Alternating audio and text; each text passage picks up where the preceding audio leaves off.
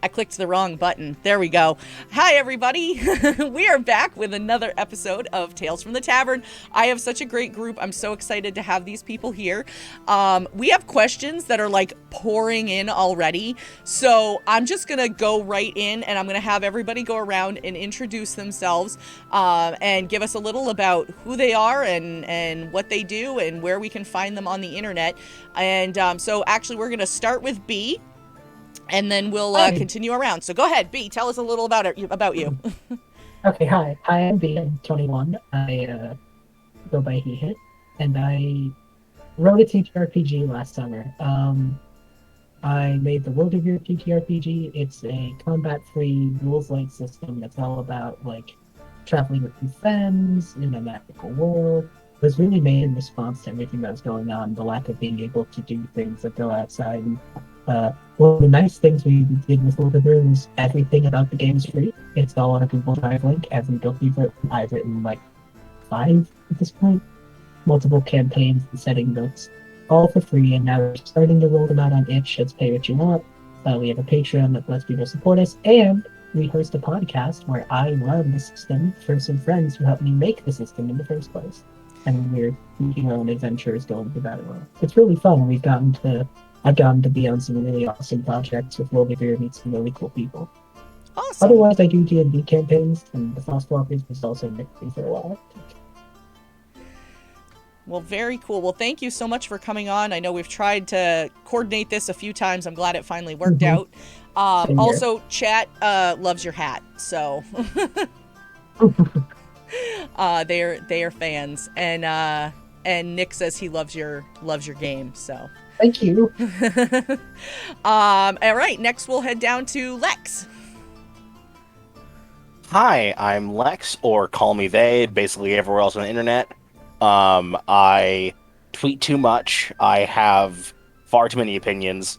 I make content for D&D 5th edition, and I have a YouTube series called Backstory and Chill, where I have an artist friend do speed draws of characters, and I narrate and tell a story about said character as the art is being shown, and I go over what that build might be like to help DMs or players come up with new ideas or NPCs. Awesome. I love it. I've checked it out before. It's very fun. Thank you. You're welcome. And I'm glad we were able to get you on too. It's so fun. Like I was saying before the stream, it's always really fun when I can finally put a face to a name. So I'm excited. I'm excited to have you here. And then we'll head over to Matt, who is another person that I've been trying to get on forever. Yeah, it's been a long time coming. Thanks for having me on, Luna, and hi to everybody. I am also somebody who spends a little too much time on Twitter, but it's a lot of fun. It helps take the stress of the day off, you know. But yeah, I'm Matt. I'm half of Roleplay Chat, which is a podcast where two game masters, me being one of them, just sit down, have like a campfire chat about systems, about games, about roleplay, and kind of come up with strategies to try and get better at roleplay as a player or as a game master. So we have a lot of fun, and that's why I'm super pumped to be on the show, because this sounds exactly like it's right up my alley. So I'm looking forward to it. Yeah, I'm excited. Your podcast is like on my list of ones that I really want to like dive into and start listening to all of them. So I'm getting there. It's on the list. No pressure. No pressure. You do you. Well, thank you for making time in your schedule. And Seth, we'll head to you next. Hello, everybody. My name is Seth, and I'm from Cheaper by the Dungeon. If you can see, we just launched merch, and I'm really excited about it. But yeah, Cheaper by the Dungeon, D&D 5th Edition podcast. I'm the DM. It's a crazy treasure hunting adventure filled with musical numbers and crazy chaotic rabbits that mess up all my plans. It's a lot of fun. So yeah, that's where I'm from. Awesome. And Seth has been here before. It's been a little hot minute, but you know, we're glad to have you back. Feels good to be back. I know. Right in my little cubby hole. We saved it for you. Yeah, thank you. Yeah, nobody better have been in this spot. Ben definitely was not in that spot. Perfect. Ben, tell us a little about you. Hey everybody, I'm Benjamin. You can find me on Twitter at TTBenjamin1. I'm going to try to get this all out as fast as I can, so we're going to practice my fast talking. I am the producer and dungeon master for the Lawful Great Adventures podcast, a Pathfinder 1st edition actual play that's been running for a little bit over a year. We are narrative and immersive, so our goal is to get in and stay in as much as possible. A lore-rich story about 4 friends on a long journey home. I'm also pretty busy elsewhere in the space. On this very network, I play the fast-talking, uber-confident, super naive, wunderkind pilot Jaber Valjean on Ripples in the Gray. You can see that on Tuesdays, hosted by Atomic. I'm also on Roll for Chaos's Sparrow stream on Friday, where I play the character Red Iron, a Lezerin who thinks they can talk to machines. They cannot. In addition, I have read all of Lex's tweets, and I have been on every tabletop talk show. I have been on all of them. If I have not been on yours, then you are obligated by law to DM me immediately so that we can arrange a booking. It's true. He has read all of Lex's tweets because I've seen him respond to all of Lex's tweets. It's true.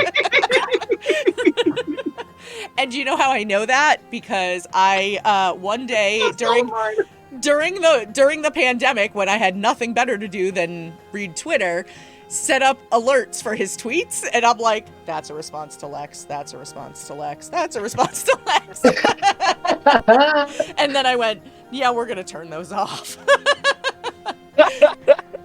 All right, so we are going to dive right in. Like I said, we've gotten a bunch of questions already, and Benjamin, we're actually going to start with yours because you were the first one to get it into chat. So usually I throw out a question that's just something super basic to get the conversation rolling. But because we've had so many come in already, and I want to make sure we have time to answer as many as we possibly can and have some good conversation around them, we're going to dive right in. If you have a question for anybody here, feel free to drop it in chat. One of our moderators will make sure that I get it so we can talk about it.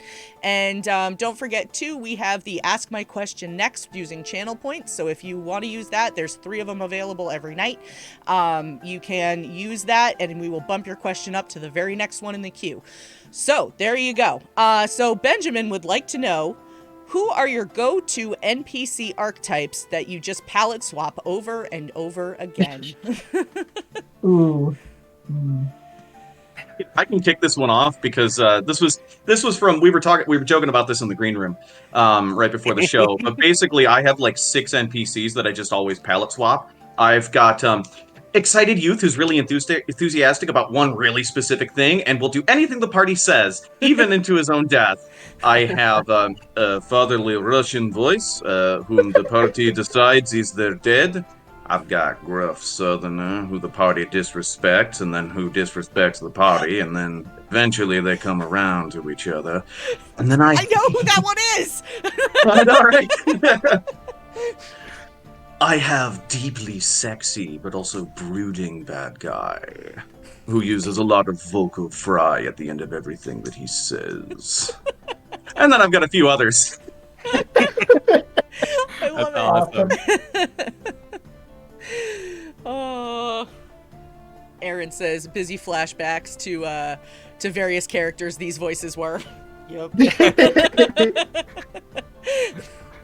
One of my go-to NPC archetypes is the villain that is absolutely too overconfident in anticipation of the party getting the better of them, so I can play an overconfident person being absolutely flabbergasted they've been defeated, because that is always funny every time. I don't care how many times I've used the joke. It's you stopped my plans? How could you, 6 adventurers who survived everything else along the way, beat me? I'm a level 12 wizard, how dare you? What do you mean you know counterspell? I love it. I love it. I feel like, there's so many. I feel like my default voice for every single guard they come across is just like, hey, you need something, we'll get you something. You gotta get past this door, I'm not gonna let you. Or like every old man with a quest, like, hello, I'm going to die soon, and I'll give you this for the road. And the last one, because I know Nicole in chat will want it, the Raisin Boy. I think I did it last time, so I apologize to everybody's headsets. But the Raisin Boy, who's a child who's so... This is actually the only archetype I use in every game I play, which is just a child who's sad. Because he just sells raisins all the time. I mean, what a sad existence. And he's just like, get rid of my raisins! and he wants to die. That's just a few, but they pop up every game. Seth, are raisins like canonically very easy to find? Why is it raisins?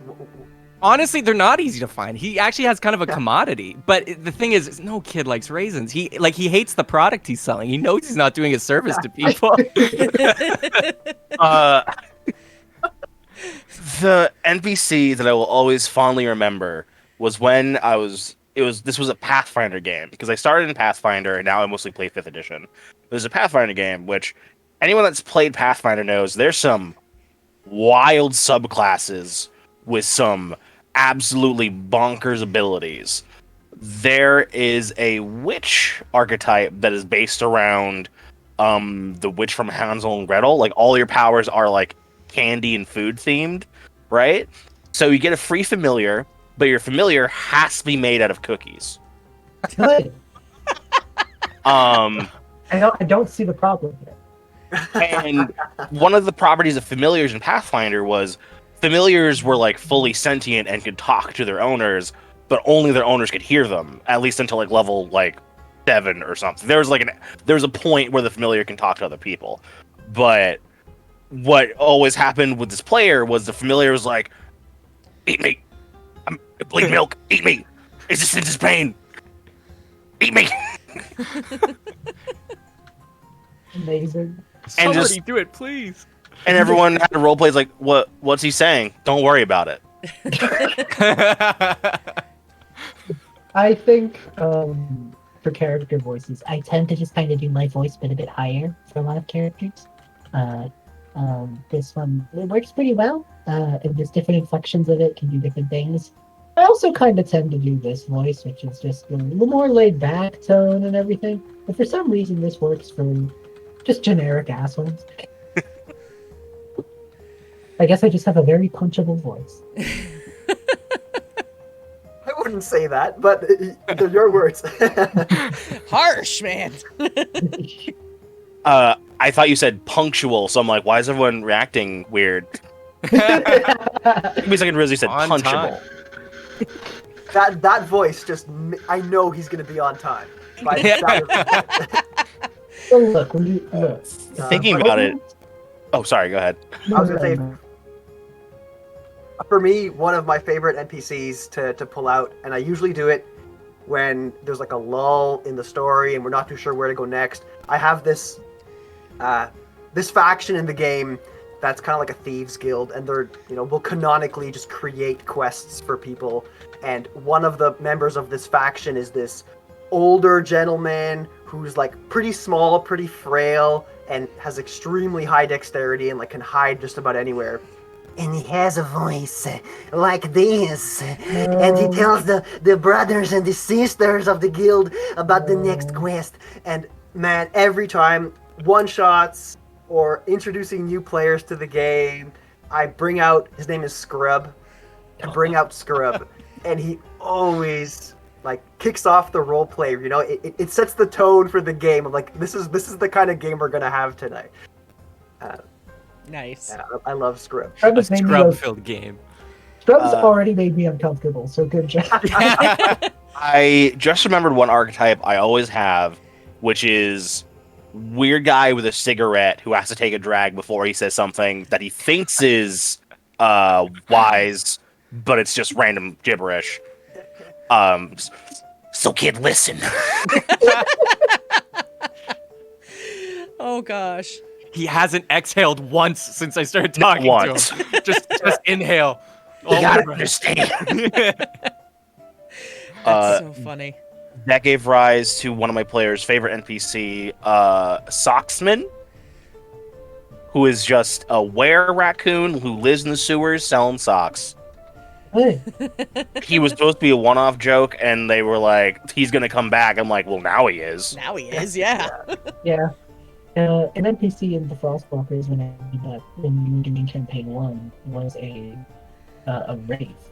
The party had kind of allied themselves with this old ex-military wraith who now lives in the ruins of the military fort, And when they first met him, there was all this build-up to all the intensity of like this character, and like, and they had this very dark voice like this, and then someone asked if he could wear a party hat because they made them uncomfortable with their voice. And they were like, oh, I'm so sorry. And like used their magic to like spectrally form a party hat. It was just like, it was completely black and white. It was completely okay. It was a wig. It was just like an extension of its shadow form. It was like, does this make you feel more comfortable? And they were like, no, thank you for trying. We appreciate you. Yeah, and Lothar became a campaign long friend, and like at the finale, he was at their side. It was great. I'll take on a form that your mortal mind can comprehend.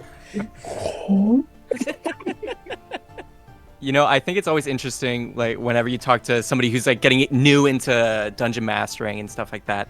Like, I feel like sometimes there's a bit of nervousness about doing character voices and NPC voices. Like, it's almost like a criteria. I don't necessarily think it's a criteria, but it does add some fun, and I think everybody can do at least one voice, whether it's talking slow or faster. Not necessarily going full Raisin, but you can, I think everybody's got a little voice they can do. So if you don't think you can do it, just I recommend taking a long shower and just screaming at the taps and stuff. That's what I do. Yeah, I might bring a chair in there too. So That's gonna be my new expression now, is going full Raisin. never go full Raisin. Look, when you're home alone, no one knows and it's not yours.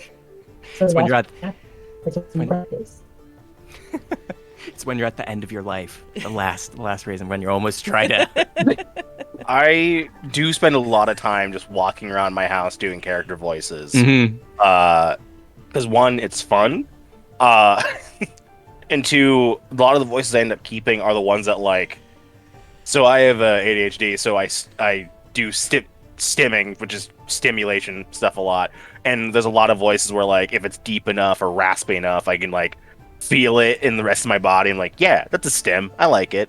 I have a 2.5 hour commute, so I get tons of practice on the voices that I want to do. It's pretty cool. I can usually get them pretty well nailed down over the course of a thing.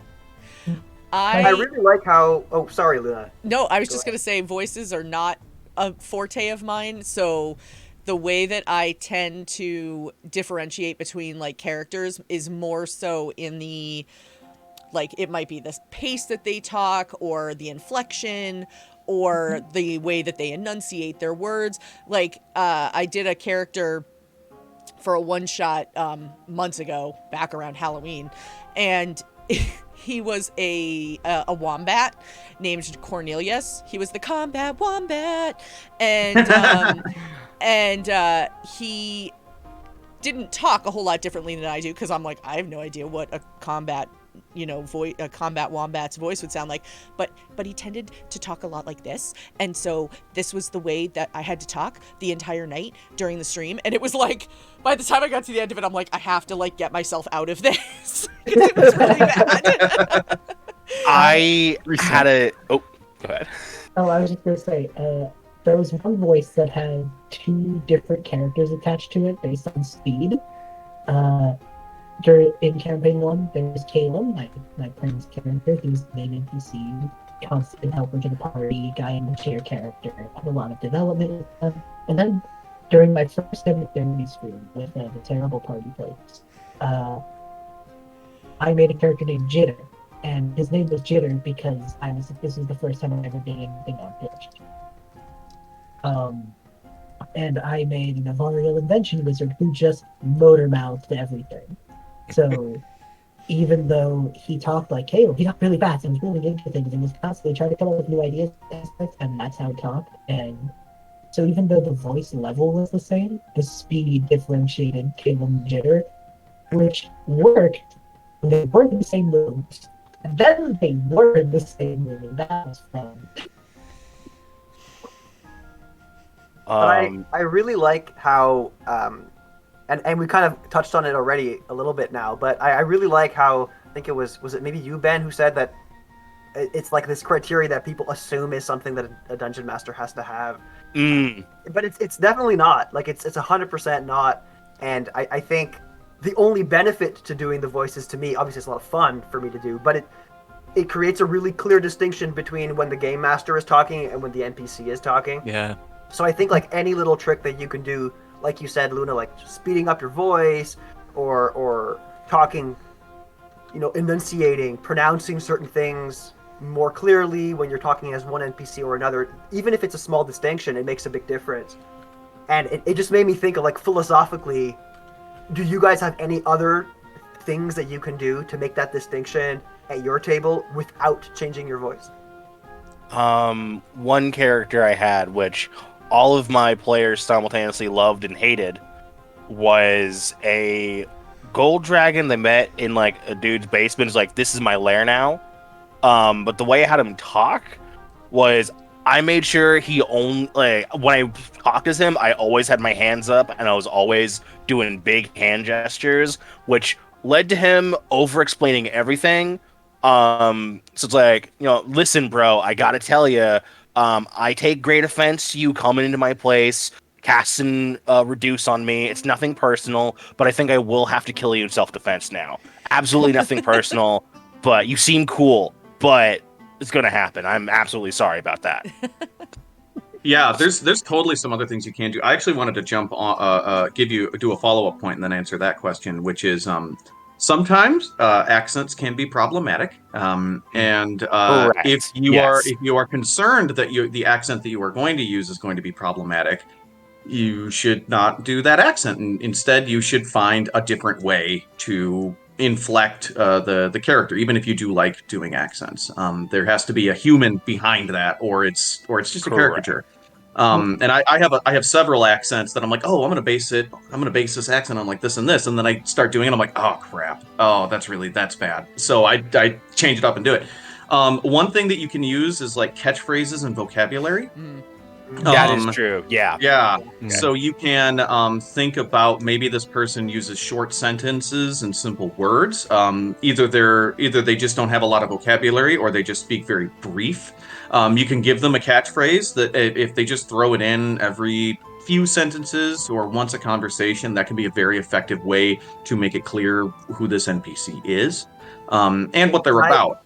Ben, I really like that. I mean, not to interrupt your thought, I'm going to You're totally fine. get it back to you. But I know you're saying this is something to like not have accents or not have what's the word?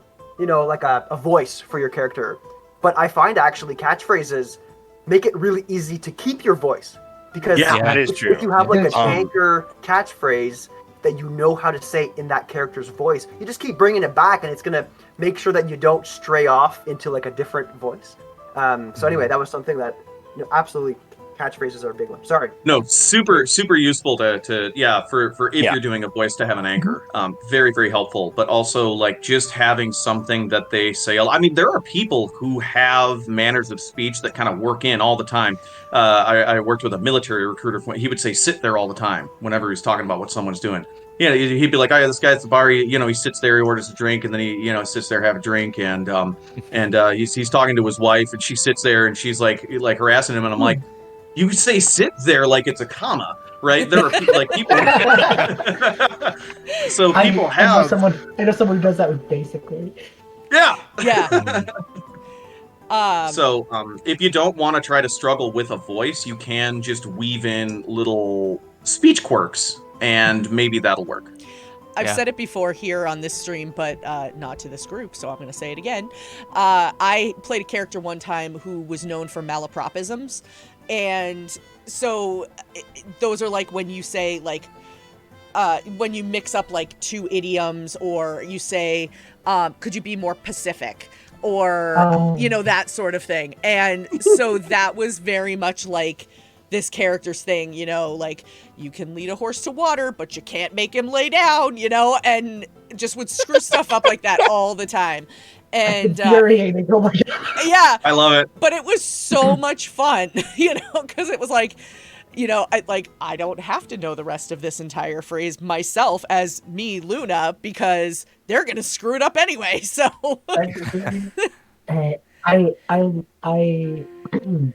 with going back to Jitter, he talked fast and because he was just, it was supposed to be because he's smart invention boy, and then somewhere down the line I went back in my brain to the first G1 Transformers cartoon and Blur specifically, and how he just went, and how the voice actor for him is known as like one of the fastest VAs of all. And then I just listened to that guy talk for like 10 minutes before the stream, and then I went on and just tried to do that. I just tried to go as fast as possible. Yeah, But I that is think- true. yeah. Sorry. I was gonna say, I think voices are good if you know how to do them and if you're doing them right. But I hesitate to say that, especially for someone new to it, like try it, but it's not a people have been saying that people feel like it's a requirement. It is not a requirement to do voices, especially if you're coming into it and coming into yourself with that. Yeah, and presumably you're playing with a table of friends, right? So if you make a bobo and you say a wrong thing, or you lose your voice halfway through the sentence or whatever, laugh about it, laugh it off, and keep trying. You're only gonna get better at it. For most games, it's not being recorded, so if you mess up, oh no. Right. And if it is being recorded, you can, if it's not live, you can edit it out. If it's live, sorry. Oh, yeah. Yeah. One person will be upset about it, and it'll be you. That's it. Only you. That's fine. pretty much, yeah. But I was going to go back to a thing Ben said with some accents can be problematic or caricatures if you're not careful. One thing you can do is if you don't want to do the accent, you can just say, this character has an accent, but I can't do it or won't do it. You can just say that. Yeah. Like Kenku, because Kenku's their whole thing is supposed to be like mimicking voices and things they heard. No one actually, well, I mean, sure, someone does, but most people don't want to sit there actually going like, I heard this sentence from that person. Like, don't do that. It's the most obnoxious thing in the world. Like, I wanted to punch myself in the mouth just now doing it. I kind of want to do it now. Don't do it. It's just the worst. I think it's really cool I like to study language in my time and stuff, and sometimes when I do some accents to try and be a little bit respectful to them, like say like a Russian accent, mixing in some actual Russian language, like Zdravствуйте and stuff like that, like not like characteristic, but like actually mixing yeah. in some actual dialogue and words. I find also it helps, develop that accent if you're doing like voice work and stuff like that. But I find it's actually also really cool. And it helps me try and learn new languages too. Yeah, that's awesome. Yeah, I love learning languages, but also no, I don't. I don't like putting in the work of learning a It's language. All right. So Jim the Dim has used the Ask My Question Next, and this is a callback to my admission of turning on notifications on Twitter. Jim would like to know, who is one person on Twitter you would suggest keeping notifications on for? Call me they. Yeah. Ah, thirded. stop it.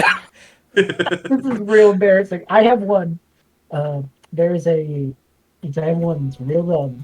It's a Twitter page called Bean Pup, and it's all they do is this same little cute cartoon character of a little dog, and every day this artist just draws them in new situations, and it's just this little bit of like chibi art of this little dog every day. It just Good. only one a day.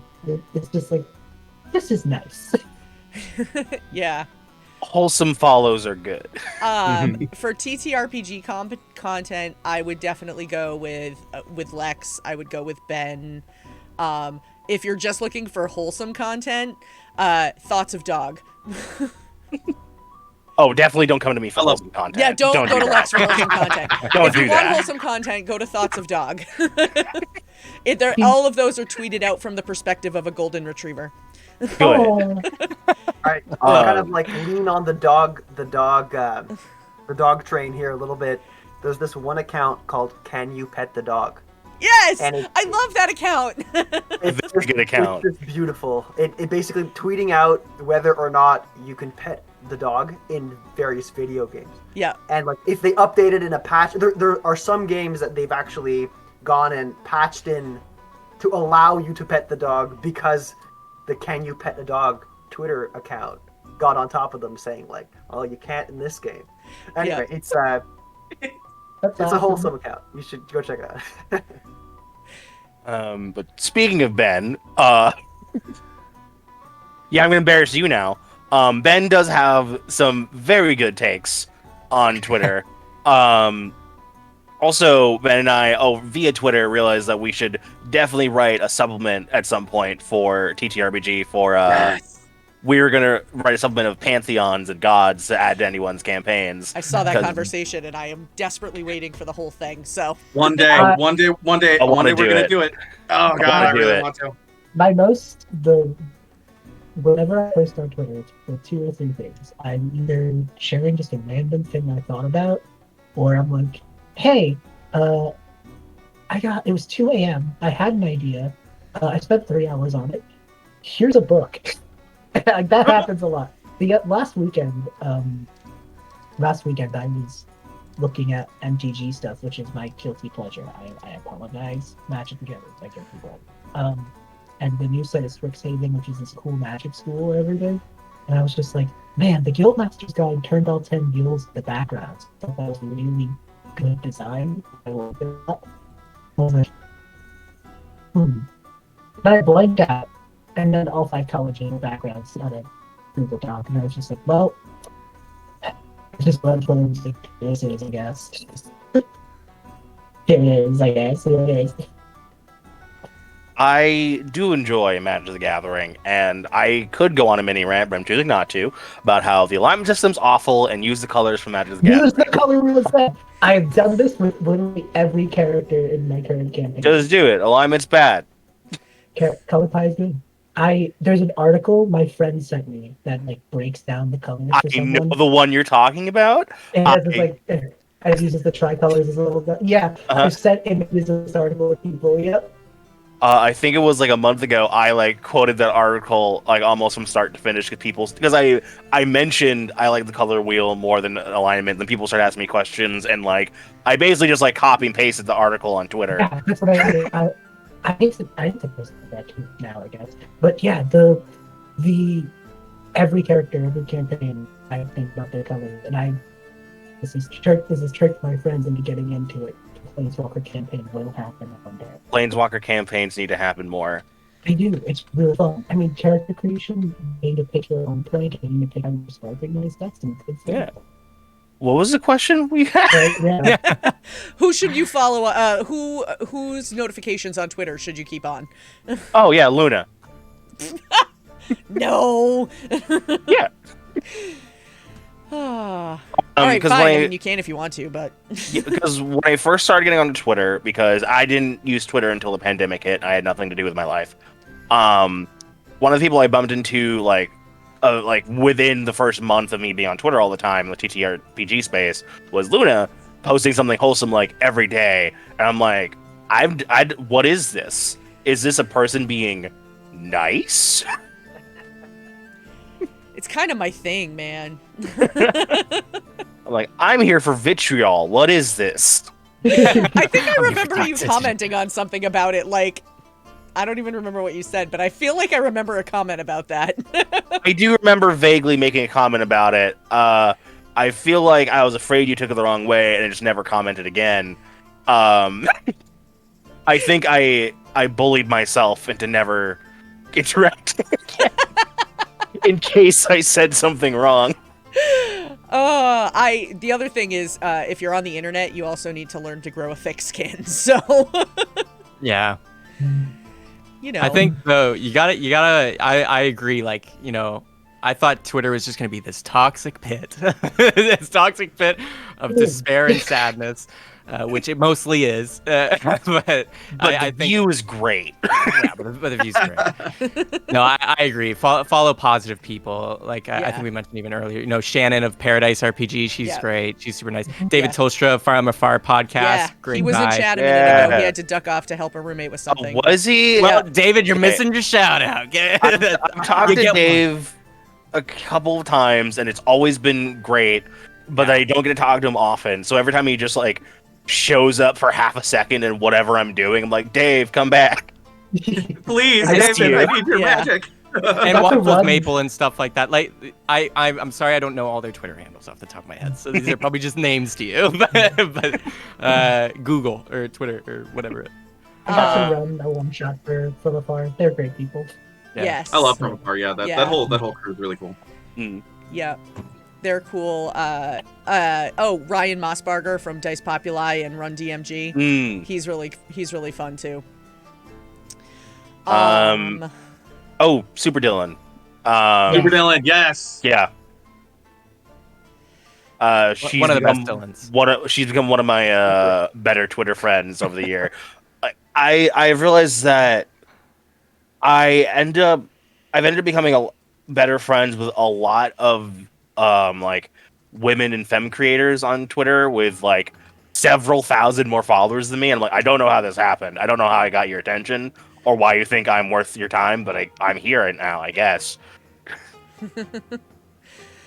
All right, let's see. Next question. Scry Society. So we're going back to NPC and player tropes. Ooh. What is your favorite NPC or player trope?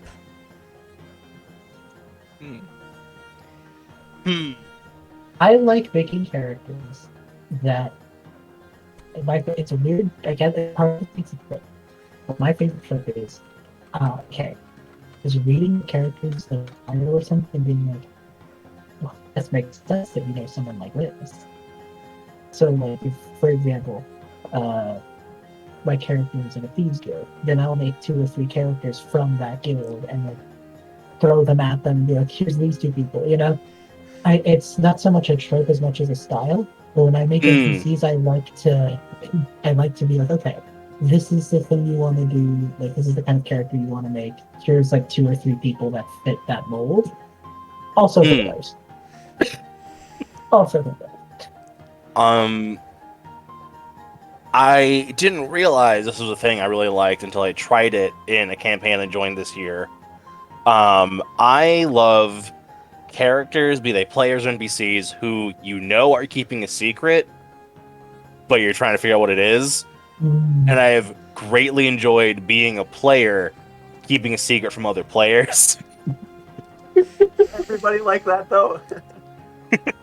But like I made it painfully obvious I am not good. I am a bad person. And it's like, if you figure it out, you can blackmail me to the end of time, but I'm not gonna let you know. I got two I like going with. I like himbos. Himbos Like are good. I like himbos. Protect them. They are them. wonderful. Himbos of all genders. Yeah. I don't know if we've come up with every different type of bow. I'm down with. Especially if they use their bow energy to support the efforts of the other party members. So I have to absolutely. ask, because we have somebody in chat right now who is a character on one of our streams whose character's name is Isabeau. Does that count? I mean, Is they a bow? you need to live your bow truth. Is what you need to do. And reminder, the criteria for being a himbo is kind, stupid, and hot. Yes. For those that don't know in chat, those are the three criteria. I have a character in the Wyldrvir podcast, finally tying back the game I work, I have described it, who has one of the literal attributes is baby himbo, or himbo in German. He's too young, too baby to be technically a himbo, but he's got like 2 and a quarter, 2 and a third. He's growing. He's gonna be a himbo. A himbo in training. Yeah, currently in school for he's got the himbology. He's got the song and himbology. Symbology. Himbo, yumbo, he, she, weembo. That joke was bad. He's got the lack of smart, and he's got the growing strength, and he's got the support. I love Asher very much. I've always kind of had a lot of fun with the morally black or white character who has like a very strong stance on something. Usually like a paladin, for instance. You know, they have a lot of faith. They're gonna do what's the creed of their religion or what have you.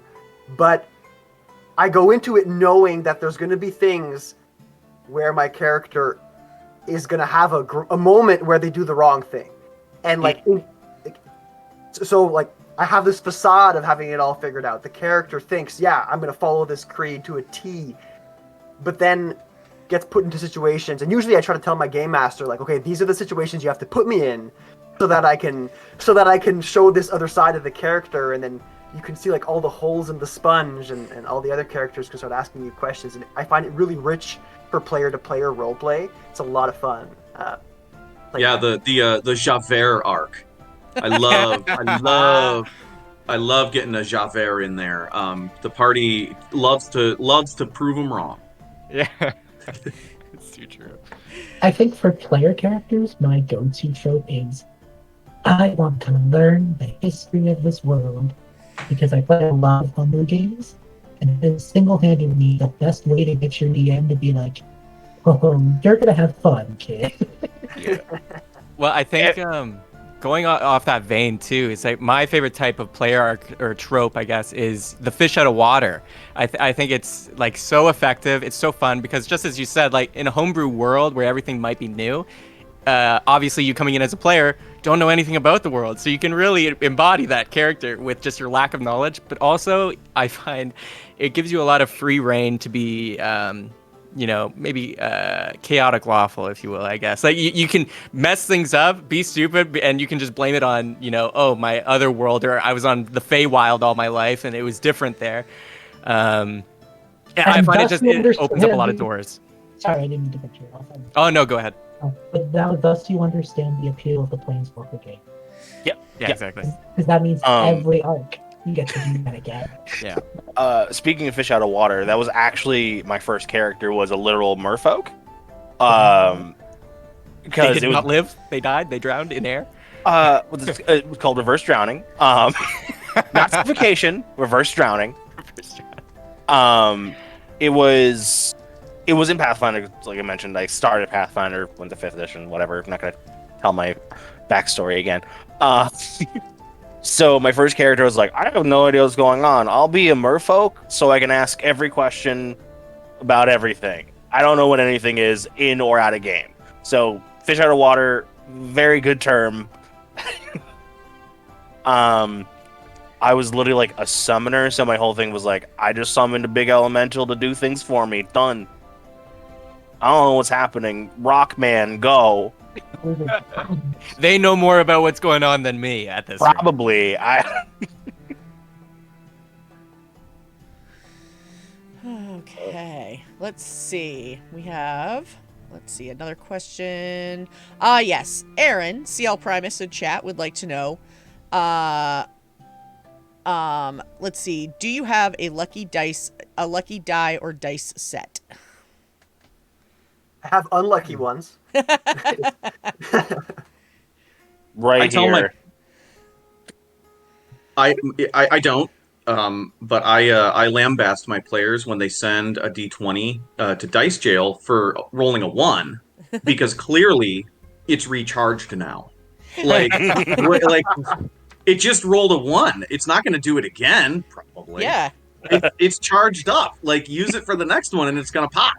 I had a player at my table once who would roll all of his dice on the table until they landed on the 1, and then he would leave them there until he needed to use them again. And I was like, what? That's not how that works, but okay, man. You do. Look, that's superstition, you're bad. I have names for all of my dice sets based on how they perform. All of them have names. This is the chosen one because what happened when I got this set, it was a birthday present. I opened the box, I rolled the whole set, every single die on the set rolled maximum. And I went, well, okay, you're going in the special spot for special occasions. So yeah, this one is my lucky die. It was a birthday present, and I love it very much. Mwah.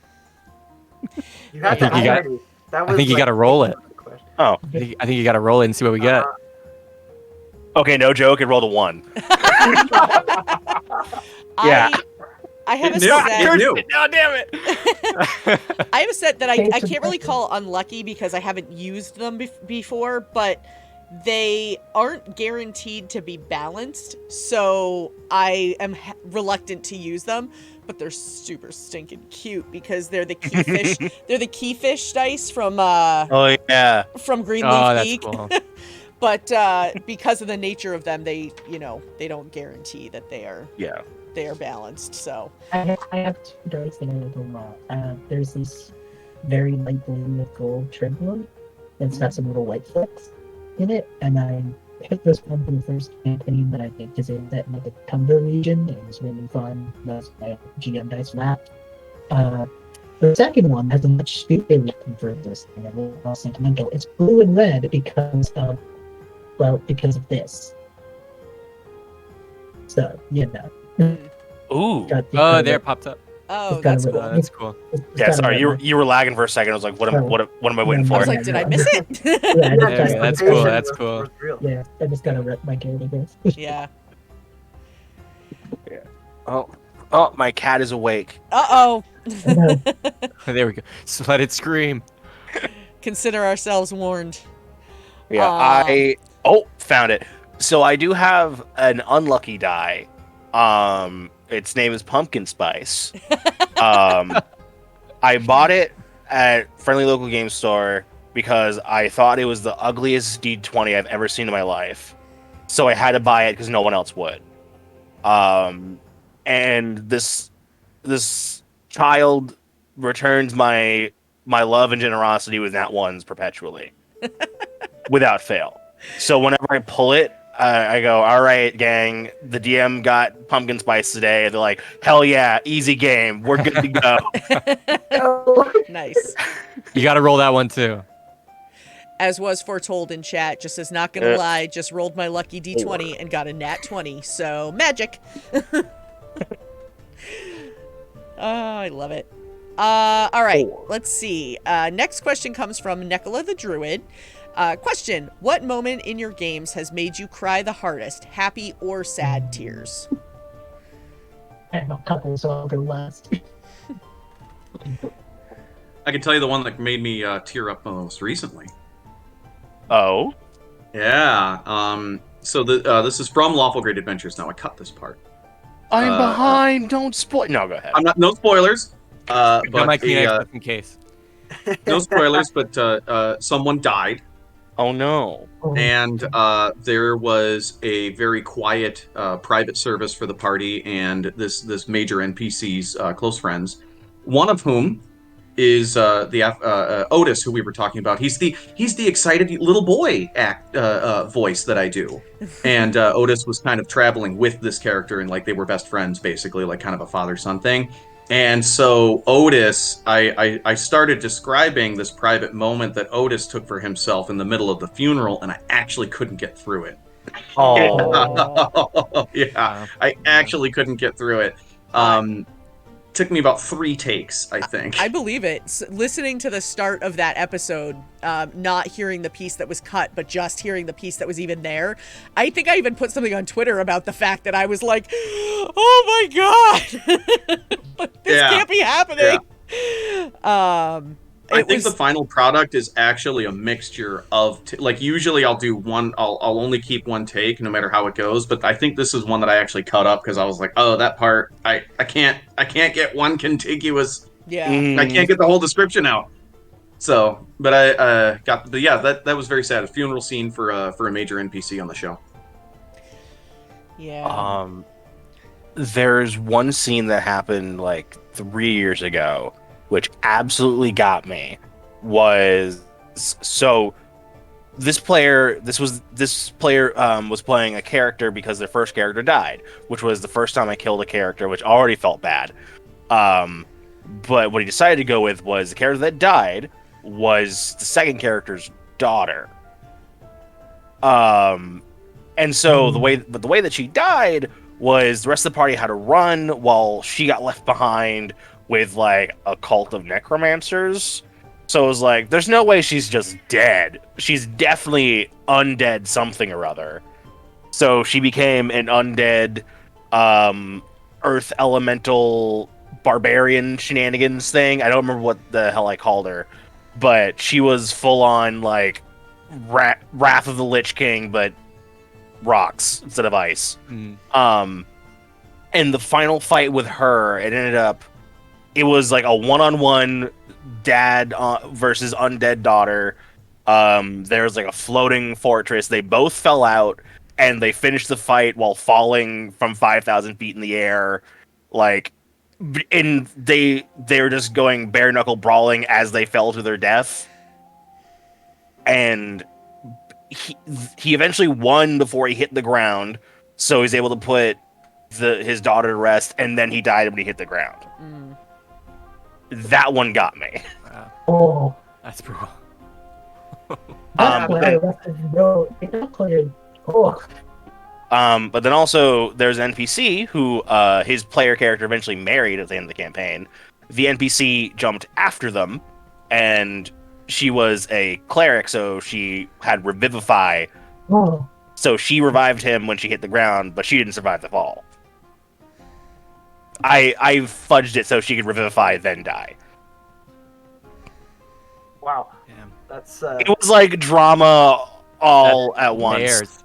Layers. Yeah. Oh. All the other players were like elsewhere fighting like hordes of undead, and they were like just had to watch him fall. Well, there's something about that speaks to me a lot, Lex. Like I really find, to me, the things that hit home the hardest for me is when it's basically like a situation that you know it's coming and you've accepted it, and like this helplessness. To me, a situation of helplessness and like a character's realization of like, there's nothing I can do but accept this and make the most of this. That's when the feels start coming. Yeah. Yeah. Ooh, that's something else.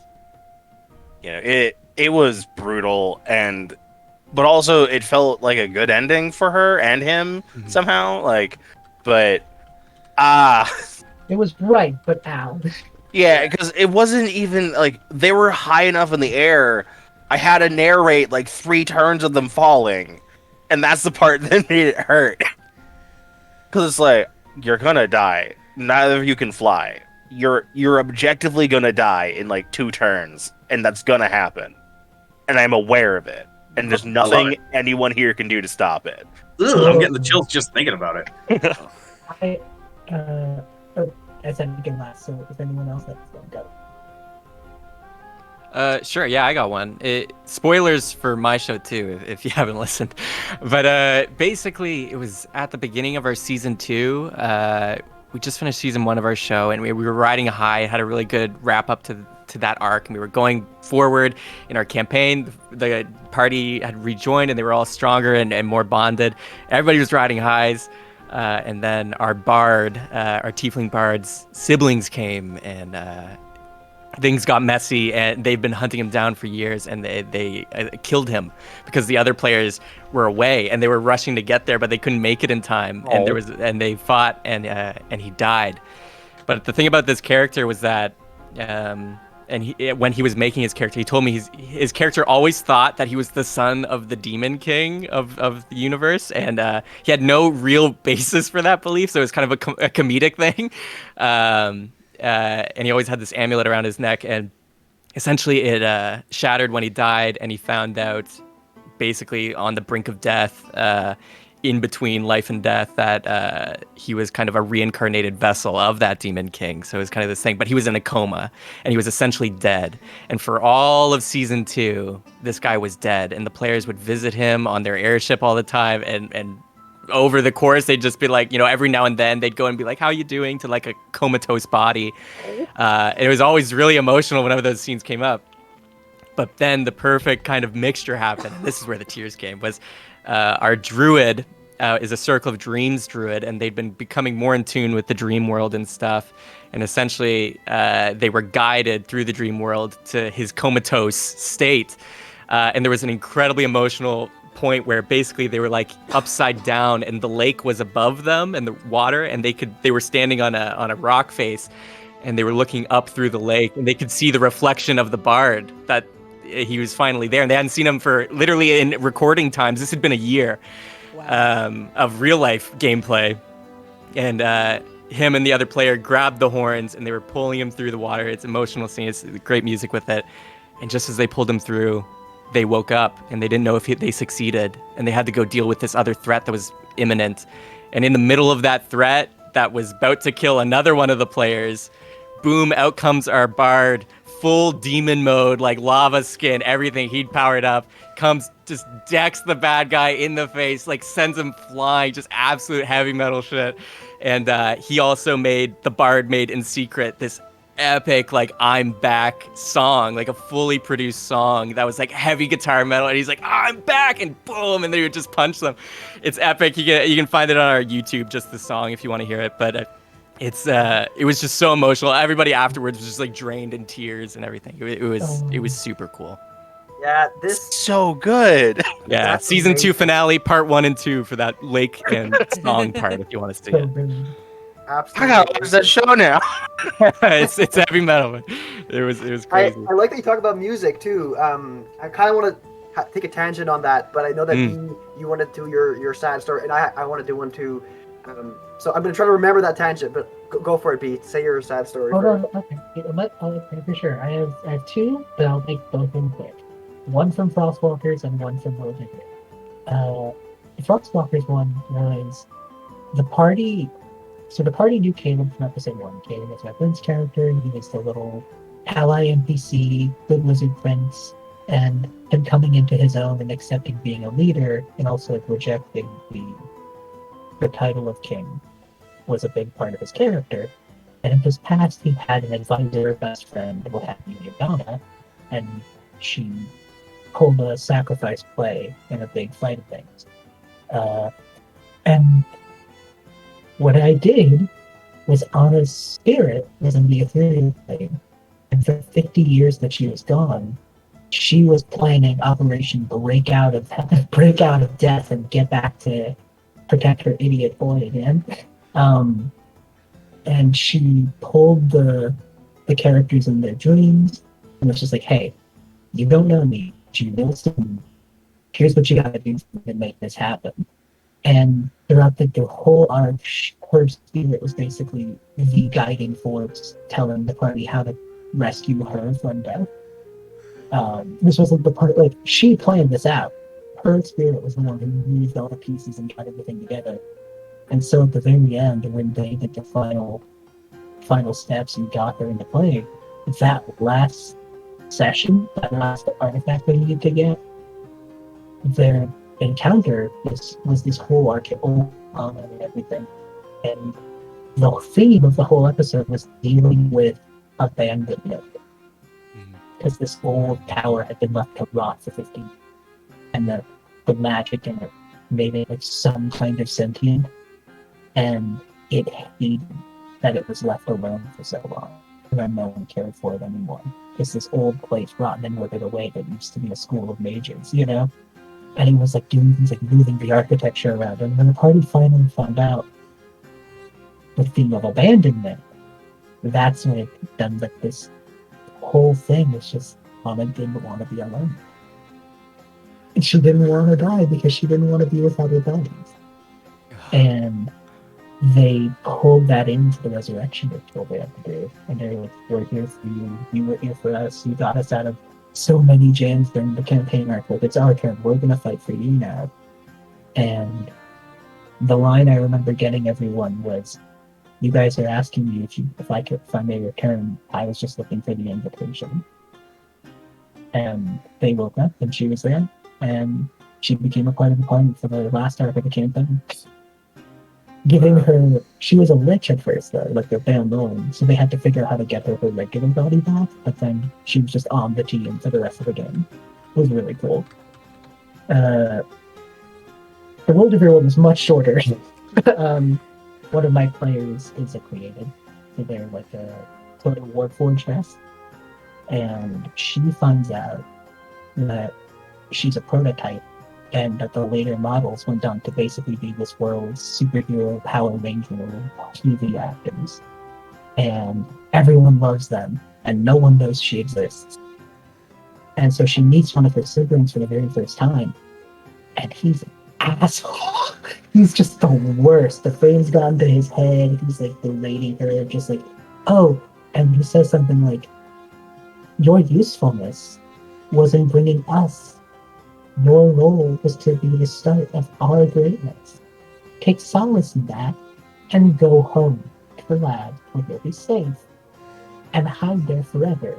Because you're a prototype, you don't have the right parts, you will rust out in the rain. You're not meant for travel.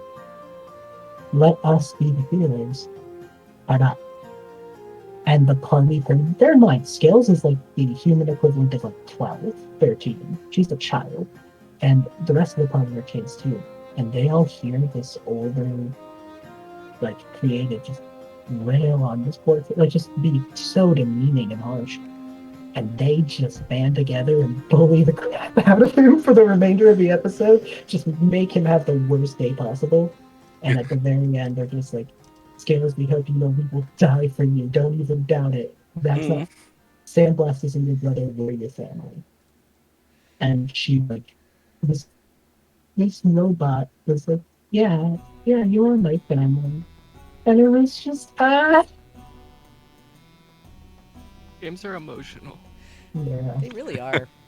Seriously. And on that super emotional note, we're gonna go to break. Yeah. Good. So My cat is. everyone can grab tissues, dab their eyes, all that good stuff.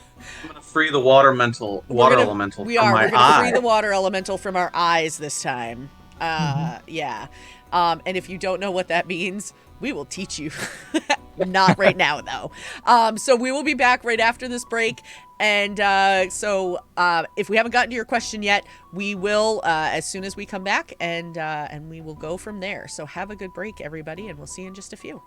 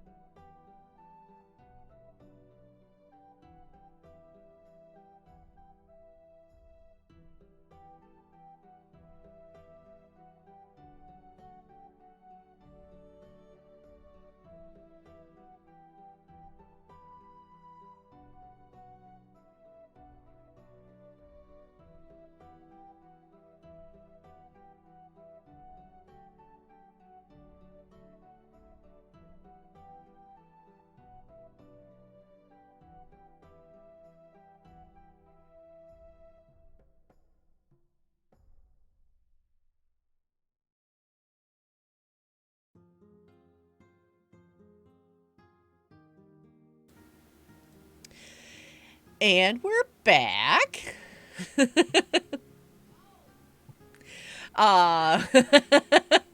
Okay, Ray just used an Ask My Question Next that says, will TTBenjamin read us a poem, please?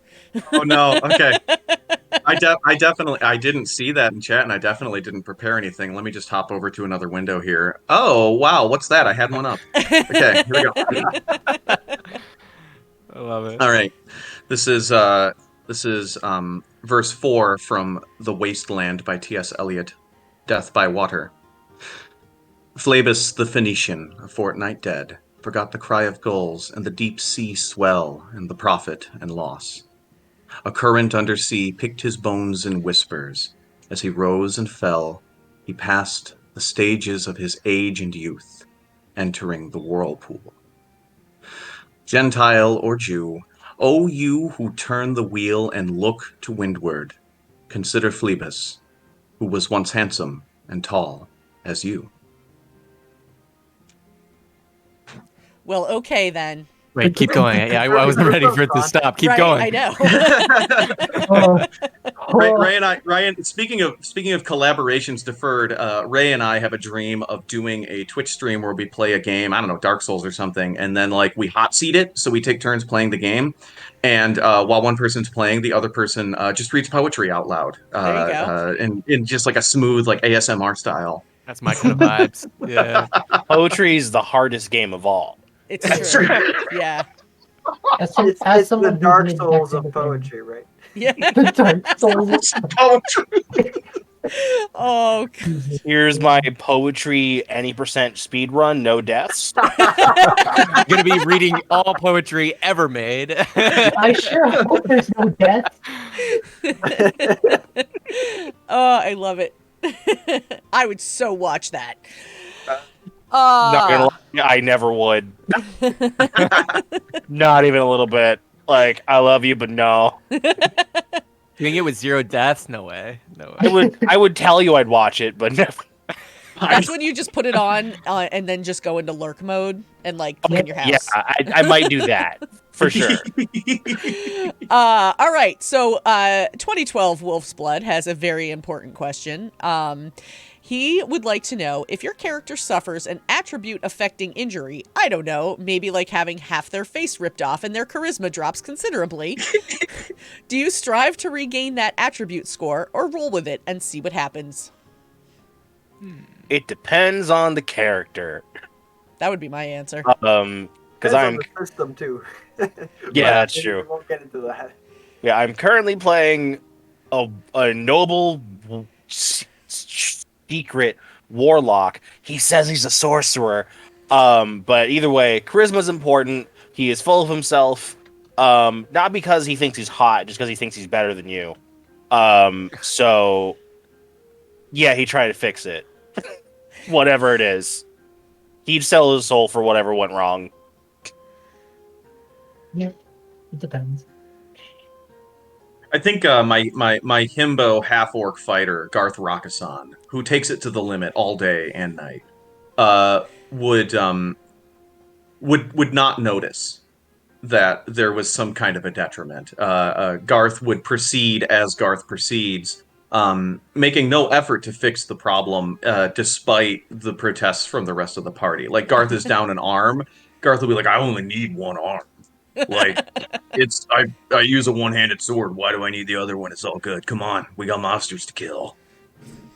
Just glue the shield on. It's fine. Fine, it's not a big deal. Like glued to his shoulder. Perfect. It's fine. I've been doing one-handed push-ups since I was 5 years old. I don't need 2 arms. Look, I was already right-handed. I don't need the left one at all.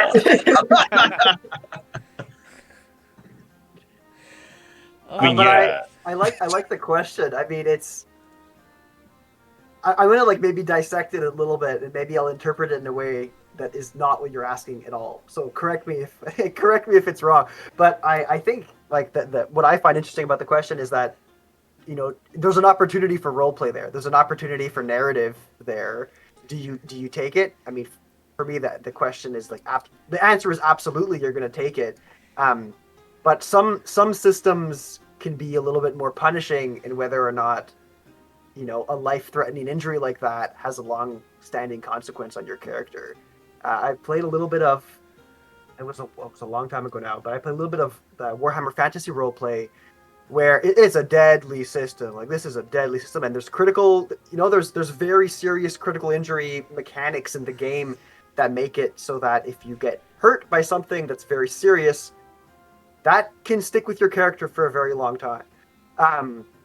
So I think to have fun with it and not just be like sour about the fact that your character is now not as optimal as they once were, you almost have to lean into it and make some roleplay moments out of it. Mm-hmm. I guess another part of the question is if this is a setting with robot limbs. That makes That's sense. a very, very good question. Because I- robot limbs are cool. They are objectively cool. They are in fact actually in a fantasy setting. If the fantasy is high enough, you can just do golem limbs. A major NPC in my game got their arms cut off, and was allowed to escape. So now the next time this NPC appears, he will appear with like golden arms that are magically animated, and that's going to be a big problem for the party. 'Cause Well, they're the now ones I that know did it. that. Oh, sorry. All right. Well, maybe I'll change the material. It's Yeah. all good. Like, then also it comes into the disability community with like role playing the disabilities in game, or like, because some people it's escapism. I don't want to have my disability in game. Other people it's I want to have it in game. So like, Yeah. it also depends on the player too. Because I know there's a lot of people who going back to the robot limbs thing. A lot of them are like prosthetics are like, because prosthetics are what let them be independent. Mm-hmm. Fantasy, cool, magitech robot limbs, 100% down. But yeah, I'm on like the periphery of that community because I'm like just accepting the fact that I'm disabled, and so I'm working through that. So there's a lot of that discourse I haven't gone through yet, but from what I understand so far, it's a very person by person thing and how they feel about representing the disability in a game. A really good point. And it just because you have to take the context of the whole table into this too, right? Yeah. Not just it's your character. Are you comfortable playing with a prosthetic or not? Or Which is it's why one of those. safety It's one of rules those session 0 / session Yeah. multiple check-ins that you're gonna. Yeah. I would encourage. safety tools are very important for this chapter. Because like some tables and some players just wouldn't want that to be an option in the first place. Yeah. Like some players wouldn't want the character to be like, I don't think disfigure is the right word because that sounds bad. That sounds offensive somehow, but disfigured is the only word I can think of. Yeah. Rendered disabled Yeah. in some way. Yeah. Because once again, going back to some people that's more of what they already deal with in real life, so they don't want to do it again in tabletop. Mm-hmm. But Yes, Yeah. and also if it is something you want to do, I would definitely look into material made for characters with that in mind.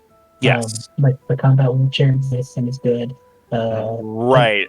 Shout out to the combat wheelchair. Mhm. Yes. But, Yeah. Yeah, I remember seeing that. Yeah. But even beyond that, even if you look to other systems, because all the mechanics may be different, the concepts will be there, and just like systems that take the time to care about what happens to those characters and representing that real world thing well. If that's something you're going to bring to the table, maybe look into those things. I think. Yeah. Because that does change the whole game. That does change the character forever. And before you turn it into some poetic whack, before you go full Phantom of the Opera, consider how other people will feel about it. Is all. Yeah. And that's another thing for DMs in this situation where a player's gone through this. Talk to the player out of game and out of character, because this could be a huge thing. Mhm. So like, don't just rely on improv for something like that. This is a huge deal in and out of character. For some people, it's reliving real world trauma. For some people, it's just making them role play something that they're not ready for. Or Because- know about and don't feel comfortable representing. Yeah. So discussions are important. Yes. We play a game where you talk to people as a different person for like 3 hours at a time. If you can't talk to the person as a person for 5 minutes, you're doing something wrong. hmm I really like that. That Yeah, you that's really very good. eloquently explained something like in that one sentence B that I've been trying to explain to myself. Yeah. Yeah. Yeah. I'm Yeah. gonna remember that one. If you sit at a table being a fake person for 3 hours, you can be a real person for 5 minutes. Like Mhm. yeah, I'm gonna remember that one. Thanks, B. Every now and then I get the brain cell for It's my turn with the brain cell. Uh, Mom, why do they get 2 brain cells? all right. Let's see. Braids Blades would like to know, do you have a favorite character voice if you do those? And if so, could you please describe one of their pet peeves in character? Nice to meet you. The name's Slobberjaw Goodthink. At your service. They call me Goodthink because I'm a good thinker.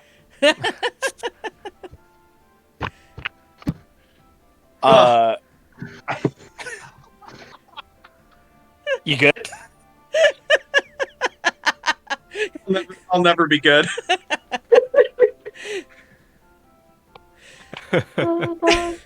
He started as an NPC who was also a detective, but he also bred rats in the sewer. Okay. Like he bred dire rats. It wasn't a very lucrative business, but he had nothing better to do. It was more of a side hobby. Most of his business was being a sewer detective. Okay. Was I like this it. was this with the what was it, the were raccoon? Did they Same cross paths? setting, different. Well, actually, now that I think about it, they're in the same. Oh no, they're in the same city.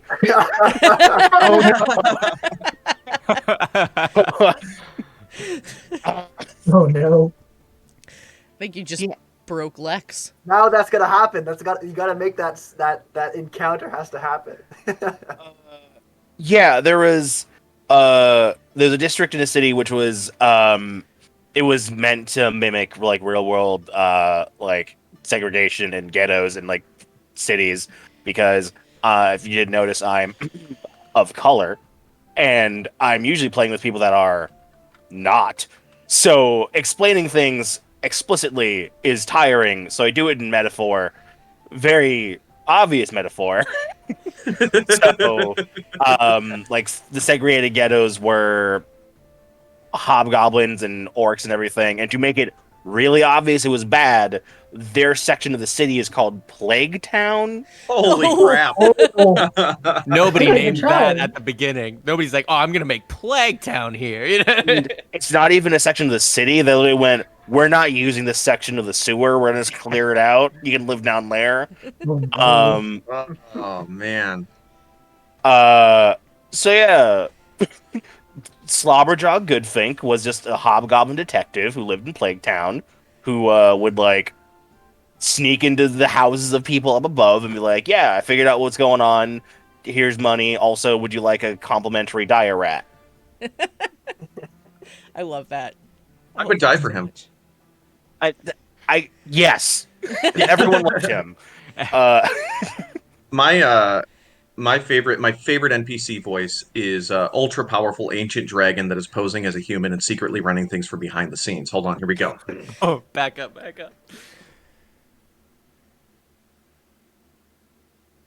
Mr. Hendrickson, it is good that you have decided to meet with me. My name is Tyrese. I am the Oracle. And then Tyrese winks with a coppery eye, and you know that they are giving you a little hint about their true nature. Perhaps you have noticed that the monarch of the city is absent. Well, I suppose that you have done enough work for me to this point that I can tell you that there is no monarch. It is me. And Tyrese's pet peeve is mortals. Just all of them. All of them. Same, obviously. Full disclosure. Just can't stand them. Look at them, just dying of old age. Imagine aging couldn't be. Couldn't be me. Oh, man, for me, I think my favorite voice to do right now, it changes, but in our show right now, the gang has really taken to a Snake Man like personal trainer. And his pet peeve is weakness. And he's just like, come on, guys, we gotta get to the gym. Come on, do some reps. He's like, I really appreciate you guys coming, but I need you to get in the zone, okay? Oh my god. Can't have anybody really slacking, because any of that toxicity coming at me? No, not in Apophysis gym, not in my house. Apophysis gym. Yeah, I Apophis love is his that. name. I love Oh it. my god. He was originally supposed to be kind of the mini villain of this small arc, this transition arc, and they befriended him instead. Can we do a himbo one shot? Oh man, I'm down. Oh my god. I think Monsters and Multiclass is something like that called the Swole Coast. He would live there, yeah. Yeah, I Let's go. didn't listen to it, but I've seen them talk about it. The Swole Coast. It's like, okay, yeah, I gotta listen to that at some point because the name love alone. Let's go. Amazing. I absolutely have a himbo lined up. He's Do a barb. do you accept baby? Do you accept a Raisin Boy? You always gotta have one in your back Training. pocket. I have a himbo lined up. His thing is he's a barbarian with like a couple levels in warlock to be the one with the sword. Hexblade. Hexblade, thank you. He's like, no, my sword. Sometimes it's just like, yeah, eat souls. I'm like, nah, dude, protein. Hell yeah. Hell yeah, protein. It's like, what do you want? The souls of the innocent. A bagel. No, 2 bagels. That vine is the entirety of that character. You might scare Asher off from being a himbo after this watch. Aaron in chat just said the best type of food is soul food. You know it. Oh man, I'm gonna take us on. You guys had some pretty like serious voices there, but one of my favorite NPCs is actually this like super nervous like librarian character who he was actually based in this central hub. We were playing like a pirate type campaign where there was this really rundown library on this pirate, almost like a headquarters. Let's call it a headquarters. And they were so proud of their library. So their pet peeve was that anybody that came in there and disrespected the books, that was just like they went off. But they were just this gnome pirate character who was so upset. What do you do? You can't do that to the books. Get out of here. Oh, you gotta stop. And he like had this little bell that he would ring. And anyway, he was it was fun. He was a lot of fun. I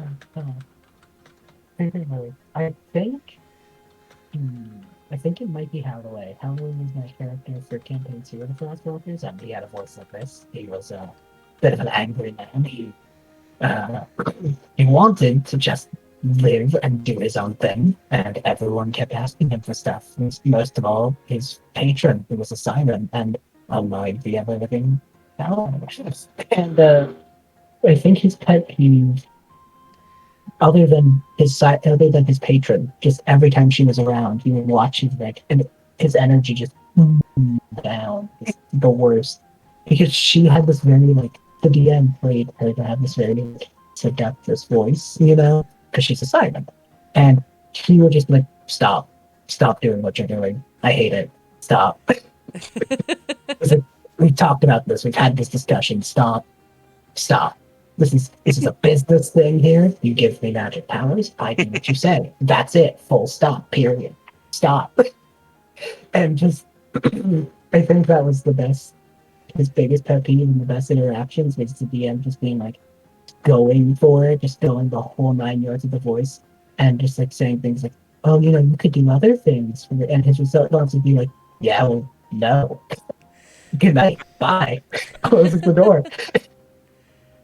It's just like when you know someone's shit well enough that even when they're trying, you're just not in it. That was how they were in the Runners. We just did not care. But I kind of like this concept of a pet peeve for a character, and often when I prepare my NPCs, I'll have like these index cards, and it's usually like a name if I think of it, and then 2 or 3 things that like define who this character is, and usually it's something that they like and something that they dislike. So and sometimes it's as ridiculous as like, well, this character really likes strawberries and really dislikes rain. And that's, it's just enough of a prompt to kind of kickstart it just in case, and make each of my NPCs just different enough. So I think I'm gonna learn from this and just add in a pet peeve instead of a dislike, and just make it like the thing that is the bane of their existence. Might add a little bit of flavor, I love that. Yeah, same. Yeah. Also, as a thing that I've learned to try and do is when people get nat 20s or nat 1s outside of combat or something, sometimes that could lead to adding lore to an NPC or something. I think one that I had was someone decided to like throw grapes at a character and nat 20'd, and I'm like, okay, he's allergic to grapes now, and he got it right in his mouth, and he's dying. Oh no! And that was just part of his character for forever. And he was a character that loved drinking, but he couldn't drink wine because he was allergic to grapes. Like that was a huge part of his character. Now it just happened to work out that I love way. that. I love And that. his son was the raisin guy, the Raisin Boy. Yeah. Right? Oh, the brutal irony. That's why he's so ashamed to sell raisins. Just want a little bit of juice, please. This multiverse is just coming together nicely. Oh man. Raisins killed my father. Yeah. Oh gosh, this is. I am never putting you all together in a room again. What? Yeah, what? This is the new show. This is the new format. This Right? is weekly now. This You're gonna is have to it. find a new night. All of you clear off your Sundays. I'm I can't do Take it it every over. Sunday because normally Sunday is when I'm running in D&D. It's true. Some of my players are in chat right now instead of because we're not playing. I'm just saying we talked about that Planeswalker campaign. I'm just saying. I've been thinking about a Planeswalker campaign for like a good 2 years, honestly. Yes, so we need to talk about this. We do need to talk about this. Oh wow. Man, I sit around thinking about campaigns I'll never get to run because I'm only one person. I don't have that Yeah. time. Mm-hmm. It's just like in my head, I'm just like, oh, and then like, which stories do I play straight? Which ones do I like twist a little bit? And he's like, Kaladesh? Yeah, I can see the difference. I'm on track play. Tower Devastation, they got a week for that. Current campaigns that are just sitting in my head that won't go away are campaigns where everyone's the same class and thinking about the consequences of something like that. And like, if everyone's a fighter, is it a world where magic's just not a thing? Is that why they're all fighters? Or So- are they fighters in a world where magic is totally a thing? And they're the only ones And- without magic? Yes. This is the the weirdos. himbo one shot we were waiting for. Yeah, they're just like himbo in a world of wizards. Like, Oh my In a god, this is actually a world really great prompt. Because I also have campaigns in my pocket that I just like will never be able to run. yeah. I want to run one where all of the characters are separate in the same city, doing a bunch of skullduggery, like a Blades in the Dark thing, but they don't actually know each other. They just kind of hear about each other's exploits, and then like the thing that one player does might affect another player's thing, Yeah. and then imagine like I sort of imagine them orbiting each other tighter and tighter and tighter until they all kind of finally meet up. I think that'd be super cool. Definitely a thing that I would love to do. Because I had the idea forever ago, and I found a podcast that I think just stopped all of a sudden. I don't know if it stopped or if I just caught up or they're on a hiatus or something. But the idea was we're gonna do D&D, but we're gonna play the entirety of the MCU over again. Oh Oh, that's cool. Wow. I like that. That's wild. So each arc is just one of the movies, and so the cast is the same, but they're just a different MCU character each time they go to the next movie. That's kind of cool. That's That is actually really cool. And I've been thinking about doing something along those lines, not literally the MCU, but the idea of like maybe a solo adventure here, and then come together for Avenger moment type deal. That's really cool. Also, small thing, movies become very interesting if you pretend they're based on actual plays. Yeah. Yeah, If oh you- man, TV, movies, you name it, like anything can be a source for inspiration. Yeah. Yeah. I like the YouTube channel that breaks down wizard battles in movies using D&D terminology. So they did like thing? Thanos versus Doctor Strange, and he's like, "Oh yeah," and then Doctor Strange uses a twin multi-spell mirror image which would be a 9th level spell slot to duplicate himself over and over again, and then each of those mirror images casts a 9th level magic missile. But unfortunately for him, Thanos and the Infinity Gauntlet has like a spell. He's like going through all of like how it would look mechanically. I'm like, that's pretty fun. And then that's there's cool. short videos. You're gonna need to link that to me later, because that Yeah. sounds I'll find amazing. it. I'm That fine. sounds really cool. I like That sounds super cool. I you saw. guys- Oh, go ahead. Sorry, I saw a Twitter thread forever ago that was something like that, but the thread was going through a scene from Frozen as if it was a DM, like a solo session with a DM, like from Frozen 2 when she's like trying to tame the water spirit or whatever. Like the entire thread was going through that, like it was a character rolling for it. I'm like, Huh. oh, that's kind of cool. I wanted more of that for more movies. That's really cool. That's All clever. y'all with your like super ambitious campaigns in your back pocket. For me, the one campaign that I'm dying to run, but I'm waiting to be able to do it in person, is like the most mundane thing in the world, where it's just this group of heroes who are asked, not even heroes, group of hoodlums who are asked to go get ingredients to make a pie for the town chef, and it's just them, and that's the game. Like I'm gonna make a little village where there's gonna be all kinds of like ridiculousness that ensues, but there's gonna be virtually no danger. There's gonna be, other than like maybe a really hot pie that they eat at the end and they burn their tongue. But I want to really lean into like the mundanity of everything. Is that a word? Mundanity? You Anyway, just described Wyldrvir. I hope you know. But you just described the thing I read. That's true. Which, by the way, I hadn't heard of that system until just today when you introduced yourself. I definitely want to check it out after. By the way, Thank you.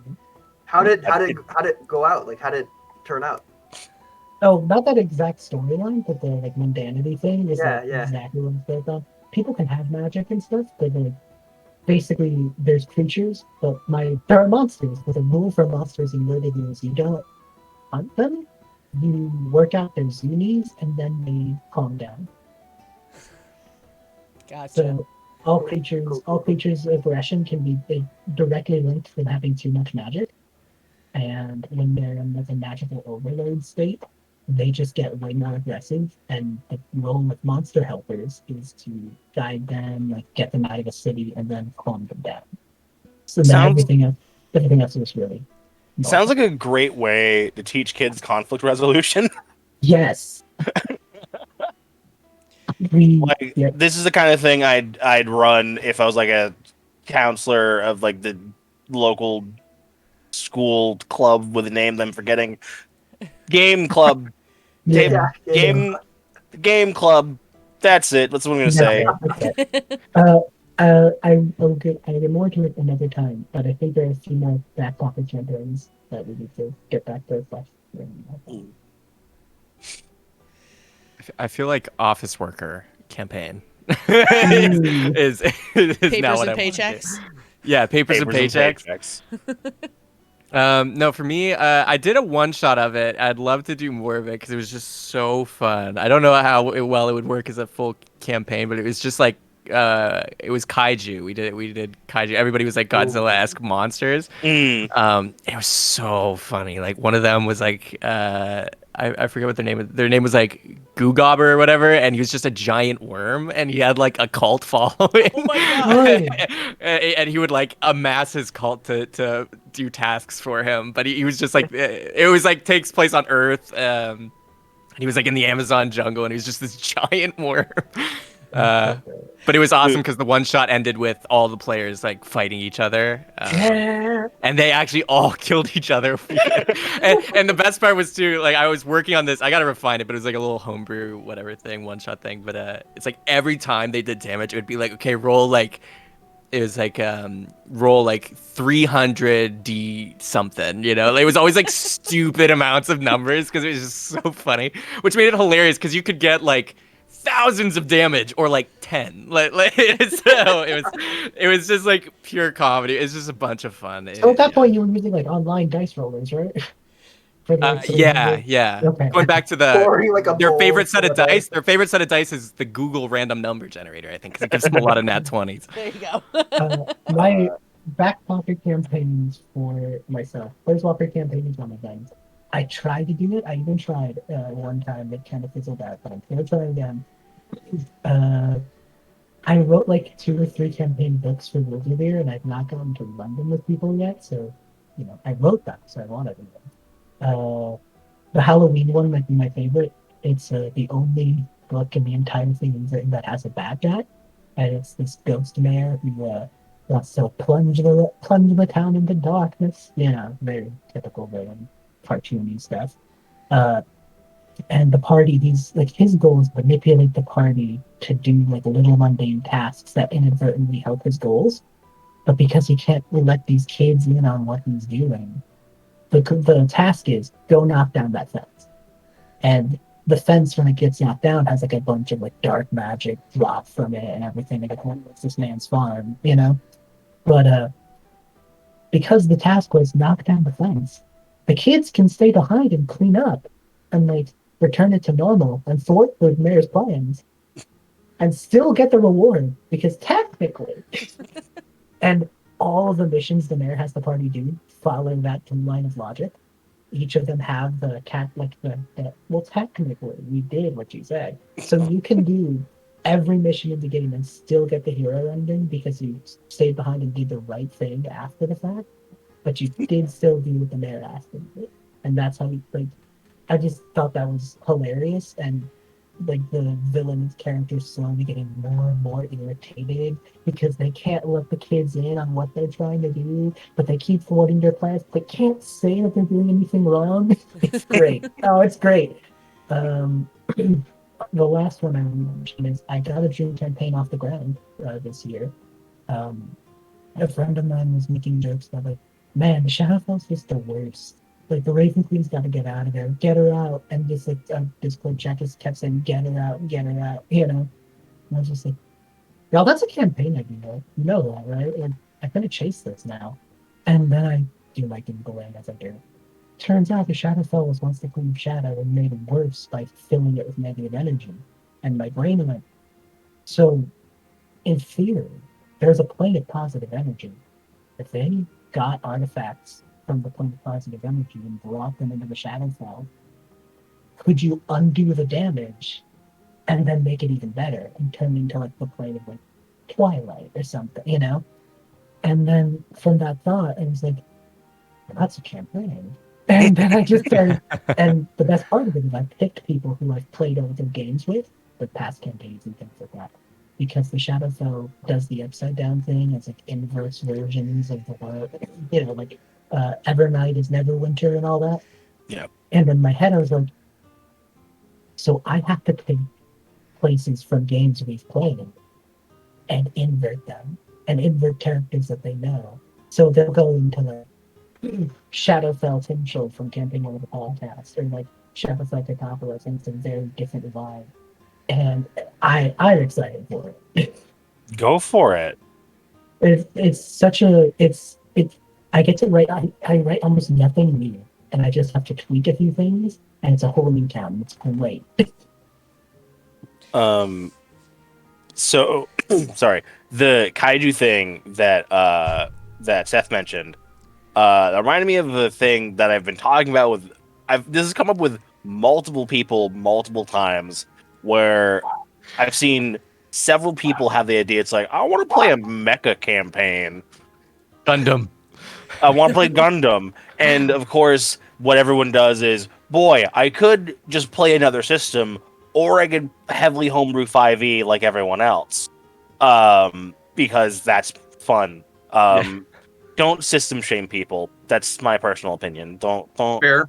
let Yeah. people play what they want unless it's somehow supporting something real bad. Lion from Lionhead Gaming, I think, had a whole thread where he was like, "Yeah, I'm just gonna hack 5e to make it mecha. That sounds really fun." Yeah. Oh, was that? Yeah. That might That's be one basically of. what I did for the kaiju. Yeah, that might Yeah. be one of the threads I've seen. Because, like I said, I've seen this same conversation like 15 times in different places over the last 3 years, of just like, I want to mecha D&D. And the easiest way is the mecha is your class levels, and when you're out of the mecha, you're like a commoner. Yeah. Yeah. Level 1. Level 1 commoner. Go to but your you're- office job, and then at night get in your mech. Yeah. I did have the same idea with a Mad Max game where your car Ooh. has the class levels in a That's Mad Max cool. setting. Nice. Oh, that sounds I Heavy am mod it, yeah. oddly compelled. That is something I do want to do. Maybe. There is hold on, I can augment this. I think there might be a point buy hack for 5e where you actually just buy class features using points that you earn when you level. You could upgrade your car. yeah, so you're upgrading your car with this point buy, but it's not like you don't have a paladin car. You have like a Yeah. mishmash car that has it can smite once a day and then cast first level spell. yeah. And has a That's patron. cool. That sounds fun. Damn it! What have we created? That's really cool. So speaking of Mad Max, apocalypse stuff, going back to, sorry I'm talking so much. I'm just excited because we're talking about a thing I'm excited about. Keep going. So I've had this conversation with Jared from Monsters and Multiclass, because it was going back to the campaigns of all one class. An idea I had for Rangers was post-apocalypse, and it became very Fallout, but rather than radiation and mutants, it's magical mutations and radiant damage or whatever. And because it's a post-apocalypse, terrain doesn't have to make sense, you know? So favorite terrain can actually be, I don't know, useful. Because you can, it's magical apocalypse. There's an irradiated desert right there, but also a frozen tundra right there. It's cool. It's fine. Don't worry about it. I feel like the Eberron setting is one arcane reactor explosion away from being that. Yes, yeah. It's just Eberron went full nuclear, and that's what this is. Yeah. Instead of vaults, it's conclaves. Ooh. There's one other idea in the back pocket that I'm against might actually work out. I was entranced by the idea of doing a show, doing a podcast, where the only thing that's constant is the one main character. And every other episode, this kid winds up in another game world. They wind up in for example, they wind up in another podcast. They wind up in another stream. And I would play the one shot as this random kid, this Chronomancer kid who thinks they're time traveling. They don't know what a Planeswalker is. They think they're time traveling just throughout their world, and they're going solving all these problems and such. And then play the one shot as normal. The other person would get to put up the one shot as normal. But then I'd take that on there, and then at the beginning and end, do little scripted vignettes, and then put it out as a season long. Like it's a show with a one story. Listen, what we're saying is we need more planeswalkers in D&D. And time travelers. I can accept time travelers.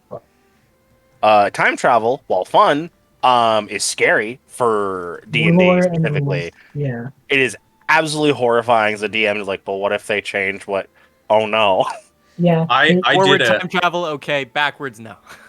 I did Yep. I did a dungeon that had it was a two-phase time travel. You could be in the past or in the future during a specific point, and I had to Oh, that's cool. I had to like stack it with so many rules, and Mm. then finally at the end I was like we're like halfway through. I'm like, look guys, if you're trying to cause a paradox, I'm just gonna say it doesn't work. Like please stop trying to do this. I'm just gonna say it's not gonna work.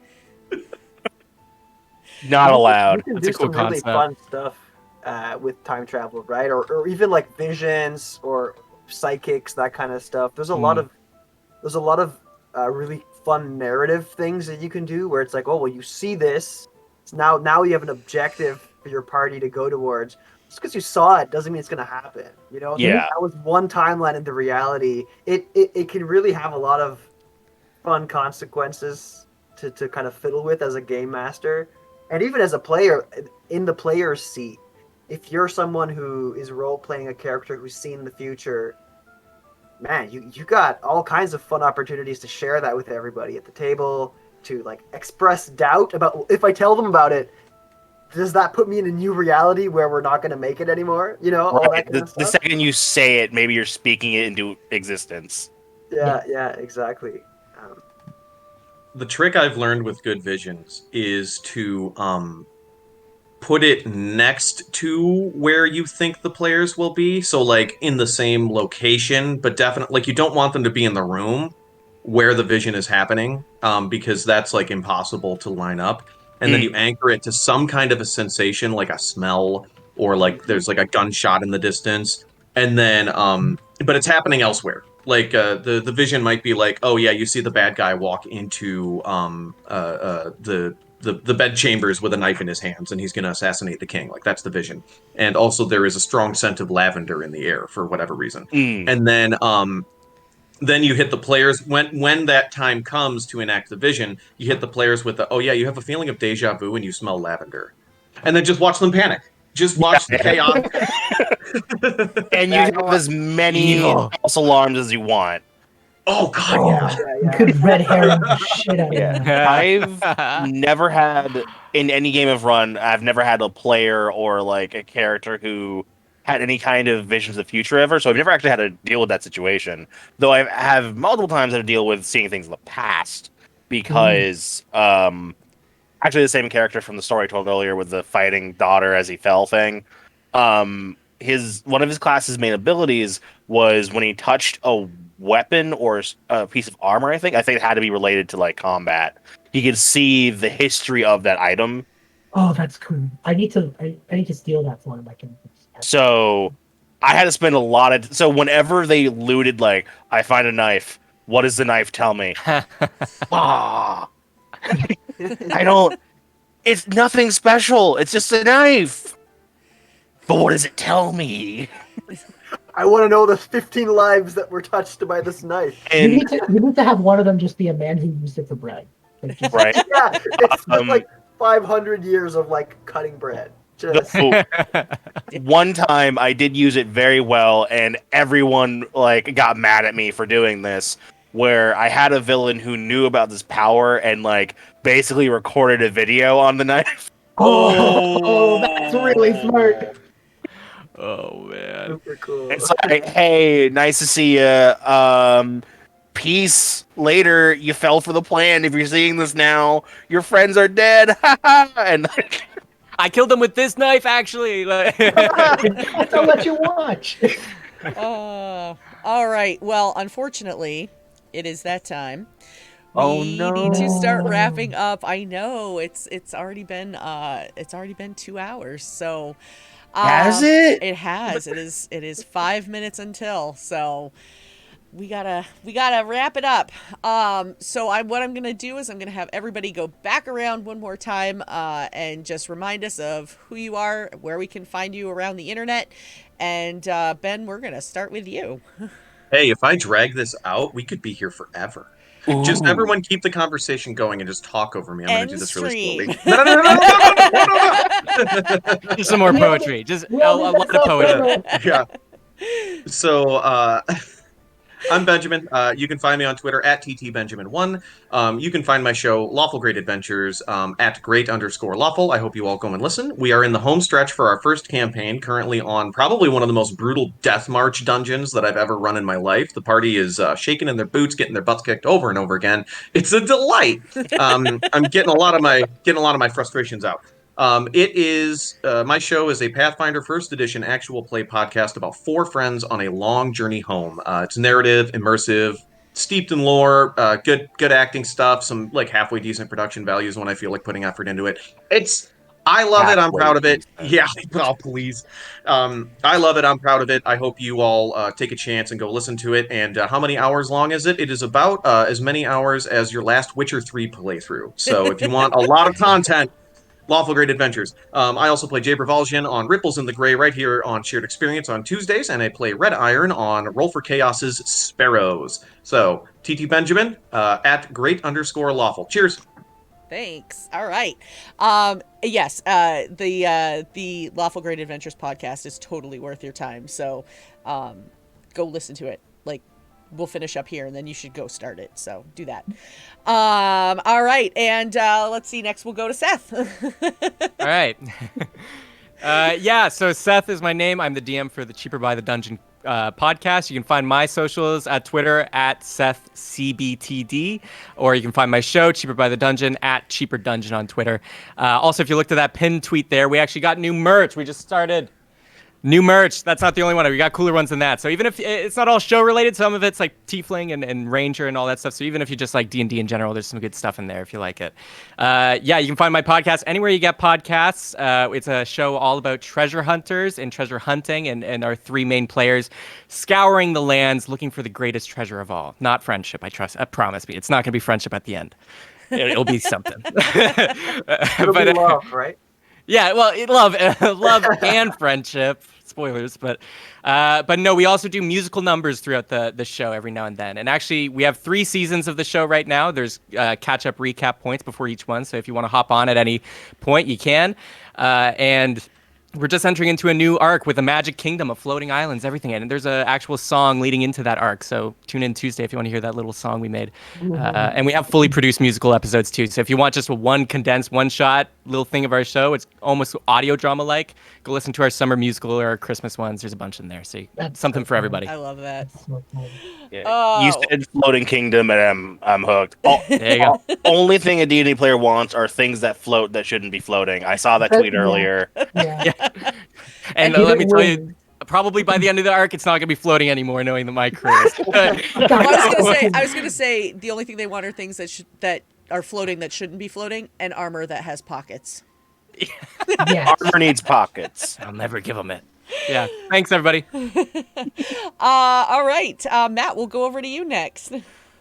Awesome, thanks. Yeah, so I'm Matt. I'm half of Roleplay Chat, which is a bi-weekly, so every 2 weeks, deep dive discussion podcast on tabletop RPGs, roleplay. We dissect a random topic or a topic that's, we're interested in talking about that week, and we just really talk about it to death on our podcast. You can find us wherever you listen to podcasts. That's Roleplay Chat. That's ROLE Play Chat. And it's not sequential. You can listen to any episode that speaks to a topic of your interest. It's system agnostic. So we try to focus on things that can apply to whatever system you're using from the game master's perspective or from the player's perspective, or sometimes from a little bit of both. We have some try to get guests on the show, and now that I know all of you folks, I'm gonna try to get you guys on the show, and we'll talk about something. I felt called out by Ben at the beginning of the show where he was like, "If you have a talk show, you better invite me." So anyway, yeah, we'll try to get you guys on the show, and I think it'll be a lot of fun. And I'm on Twitter as well, where I tweet all kinds of things. I like to tweet polls that shouldn't be polls to get a reaction out of people. It's a lot of fun. So that's roll_play_chat on Twitter. Awesome. Well, thank you, Matt, for coming to hang out. Lex, we're gonna head over to you. Hey, I'm Lex. You can call me they pretty much everywhere on YouTube, on Twitter. I have a Patreon, which is branded as Wizard with a Gun. I make videos for mostly D&D, though I am starting a new series in the next couple months, maybe. Uh, my current series is Backstory and Chill, which is speed drawing content with my artist friend who likes to stay anonymous. As I narrate and tell a story about a character and give ideas for DMs and players alike. And my new series is potentially for the World of Darkness. So Backstory by Night. It's a dumb name, but I can't not use it. And I hopefully have a new video coming soon, which I did with Shannon Robbie. You know her probably if you're on this channel. She's a good friend of I think everybody here. I think. Yeah. She's not your friend. You're doing something wrong, frankly. Yeah. Yeah. Yeah. She did the narration from her next video. Nice. Should be That's cool. exciting. Well, thank you for coming to hang out, and it was a pleasure to get to know you a little bit. And B, we're gonna head to you. Hi, yes, I did. Look, we talked about really cool things. I didn't plug as much of it, but that's what I'm B. I do I made a whole TTRPG system called the World of Wyldrvir. It's really cute. My partner Craig does amazing art for it. They made the covers, they made the art. The fun fact, that whole core book, that whole 30-page core book, written in a weekend bender of just world building and exciting ideas. It was a lot of fun. That's also why there's no combat. I say it's because I like wholesome content. It's because combat's hard and I'm lazy. So you lean into the flavor you like. But it's a game just about traveling. You go to different places. You like setting up cool. I like writing cool landmarks. You get to make cool landmarks for you and your player as you go around this cool magic world, and just hang out and be friends for once. Without imminent fear of death, you know. There's a podcast that I do with some amazing people like Crow, Midnight Blues, Curious Little Fox, and friends of mine. We run the system, and I take their characters through the world.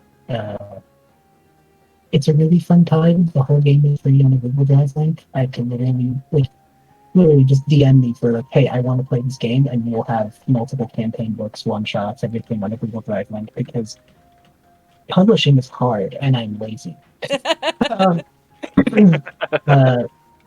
And also, like, it was 2020, and I was like, man, escapism shouldn't be paid for.